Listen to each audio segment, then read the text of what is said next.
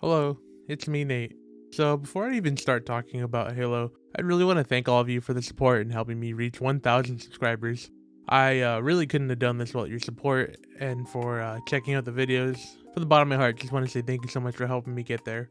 So yeah, let's continue making 2022 the best year that I have for content creation, and let's get on with the Halo talk.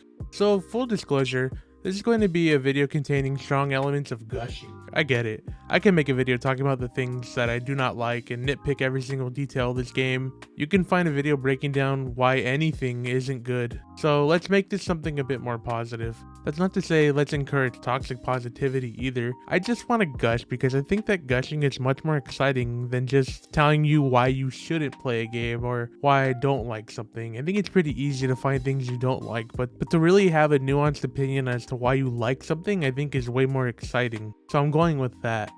And as you can see by my character's cosmetics probably, I did put money towards their battle pass, but that's just because I have over 60 hours in this game that's 100% free to play, and I felt like even paying the $10 to get the pass with the cool cosmetics was still kinda getting away with highway robbery because this game is super polished. Halo, the game that brings your mind back to the glory days of multiplayer, when a lot of gameplay was happening on split screen mode, your friends were huddled around a huge gaudy CRT TV, and the glorious smell of Pizza Hut filled your living room.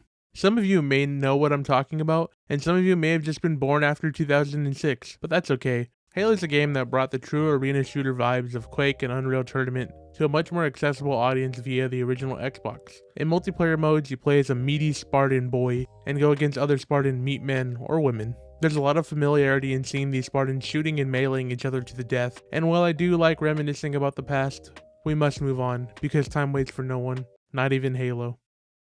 Halo Infinite's multiplayer gives me a lot of Halo 2 and Halo 3 vibes, while also standing out and having more modern sensibilities. In standard game modes, there aren't custom loadouts with perks and abilities. Everyone starts with the basic assault rifle, pistol sidearm, and 2 grenades, which allows the game at its core to feel fair and that everyone has a fair chance against their enemies. The more modern side I've mentioned before comes from the equipment. The grapple shot is a note taken from Titanfall and things like Call of Duty Advanced Warfare, allowing you to fly around a level and use momentum to your advantage. The drop wall is a Halo series staple, kind of like the bubble shield. The repulsor works well as an efficient way to push away some explosives or knock back an enemy that's about to melee you. The threat sensor shows enemies' locations if they're in the vicinity. And lastly, the thruster is a dash in any direction that has its own unique uses and also takes advantage of momentum. The other two I won't mention that much, but are still staples in Halo, are the active camo and overshield. The equipment items being a pickup item instead of a loadout option make the game feel a bit more fair, since not everyone on the team can be flying around the map on grapple shots or taking advantage of the dash all at the same time.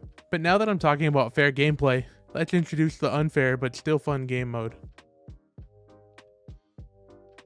Let's talk about my favorite game mode, Fiesta. Fiesta is a game mode that is a 4v4 Slayer match, and each time you spawn you are given an entirely random loadout. The first team to 50 kills wins the game. I enjoy the variety that the Fiesta has to offer and the way it forces you to make the most out of what you have, because you will inevitably get a terrible loadout.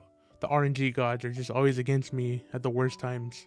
Surprisingly, this bad trait that can be a nuisance to someone was something that taught me a lot about being able to adapt to a myriad of situations. Not every gun is good per se, but some guns have their situations, such as disruptors being good to stall an enemy vehicle, or the heat wave when you know an enemy is in a close-up space because its shots bounce off of walls. This mode reminds me of the fun times I'd have in something like GoldenEye for the N64, with the different weapon spawns. Yeah, everyone in the mode's trying hard, but it's usually not too sweaty. I tend to actually laugh aloud with some of the absurd situations that happen. I've even turned around an energy sword wielder with a stalker rifle with a perfect headshot, which is cool because the stalker rifle is one of my least favorite weapons in the game, alongside the shock rifle, but that's just because I'm not really good at aiming and miss a lot of my shots.